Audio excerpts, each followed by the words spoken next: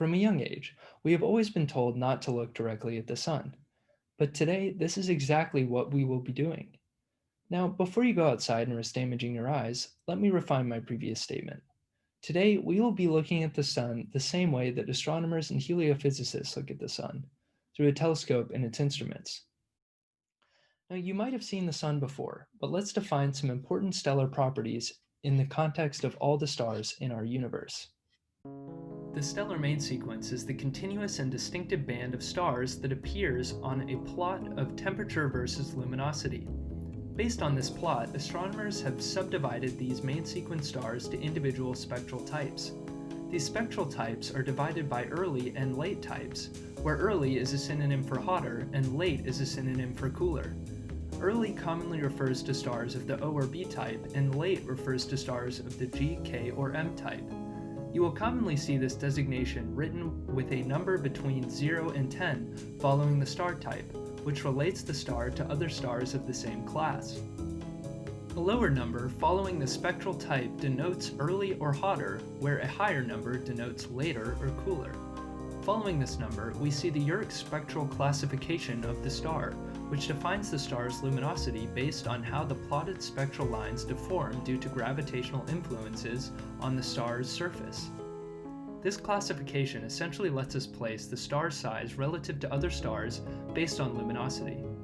For the sake of our discussion, we will see the Roman numeral 5 indicating that the stars are main sequence dwarfs, but it is interesting to note the other classifications in this system. Additionally, we often see a Greek letter or Latin letter and the Latin name of the constellation in which the star was found before the spectral type at the front of the star's name, which denotes the Bayer designation of the star. Now, if we put it all together, this would tell us that the star was found in the Ursa Major constellation, that it is a G-class spectral type, it is relatively hot for G-class stars, and that it is a main sequence dwarf. This is, however, only one way that astronomers classify stars, and the number of classification systems alone could warrant another video. But generally, as technology advances, we find more stars, which in turn means we need more names. Modern star classification is mainly generated by computers, leaving us with names that look more like this. So for most major stars you encounter, however, you will see some kind of modification of the Bayer designation system. So you might be wondering, what is the Bayer designation for our sun? Well, there isn't one. That being said, we can define our sun's spectral type as G2V. But what other properties of the sun can we define in order to compare them to other stars? You're probably thinking of a lot of things, but for the sake of our discussion, we will predominantly focus on the solar wind. The solar wind is the constant stream of charged particles, or plasma, released from the sun's upper atmosphere, or the sun's corona.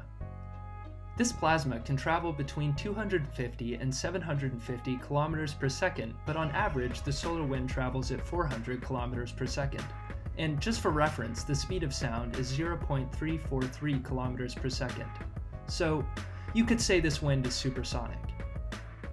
Every second, the solar wind carries about 1.6 times 10 to the 36 particles away from the sun.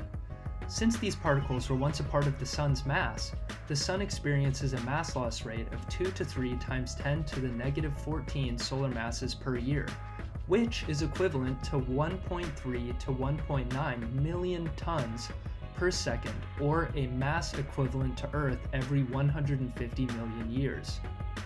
If we assume that the solar wind has remained constant for all of the 4.6 billion years of the sun's existence, we could say that the sun may have lost enough mass equivalent to 30 Earths. Now that's a lot of mass. Or is it? So we have reached our question. How does the stellar wind and mass loss as a function of age and activity compare across main sequence stars?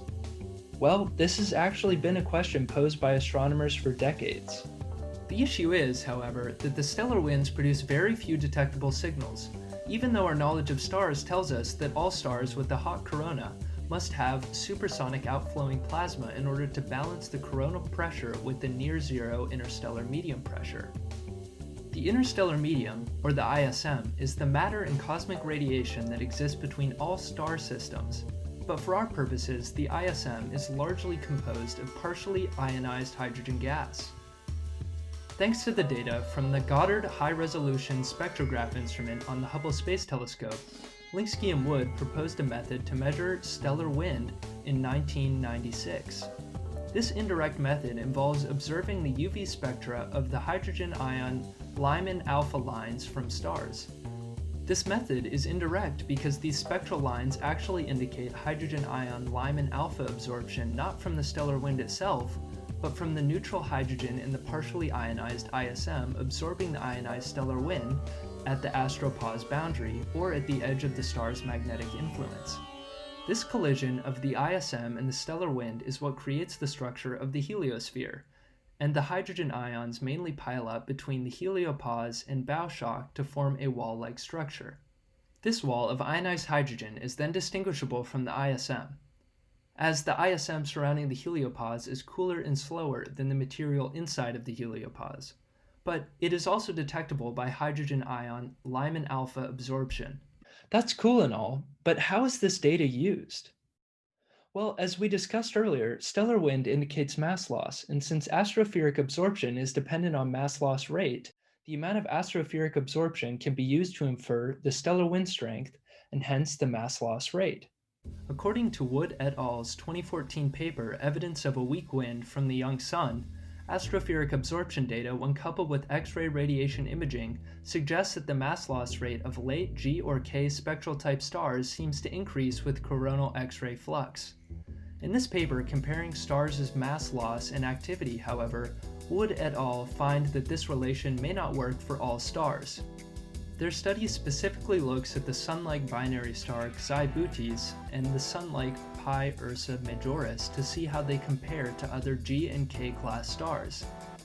As seen in this figure, their modeling suggests that the mass loss activity relation falls apart for more active stars past the wind dividing line, like Xi Bootes and Pi Ursa Majoris.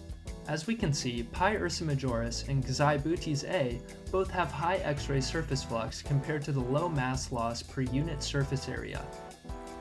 Wood et al. Theorize that the wind dividing line suggests fundamental changes in how the magnetic dynamo operates, and their data implies that the most active stars do not have particularly strong stellar winds. Well, what about less active stars?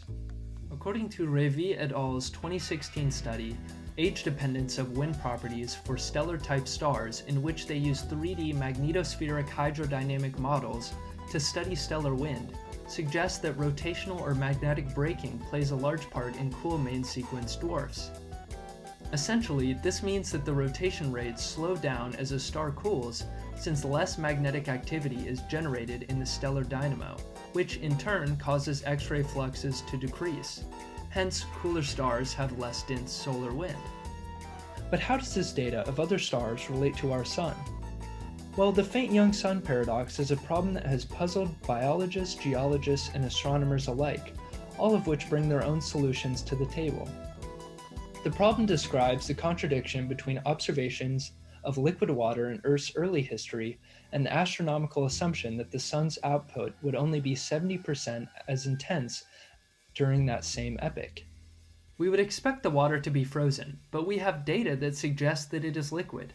In Johnstone et al.'s 2015 Stellar Winds on the Main Sequence, they state that at 100 million years old, approximately 70% of solar mass stars are slowly rotating. So, naturally, we would assume the same for our Sun.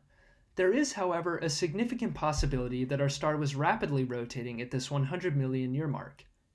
Although this answer is in accordance with Wood et al.'s conclusion, and weaker stellar winds would promote the development of an atmosphere to trap greenhouse gases, there is still a great debate in the astronomical community over the solution to this problem. The solution, however, could give us great insights on astronomic conditions in which life can develop on other planets. So, what's next?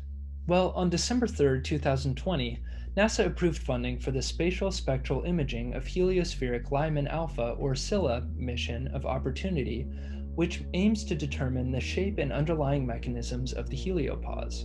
Scientists will hopefully be able to use this data to better model the heliospheres of other star systems, since this lack of information was an issue that all of the aforementioned papers talked about in their modeling methods.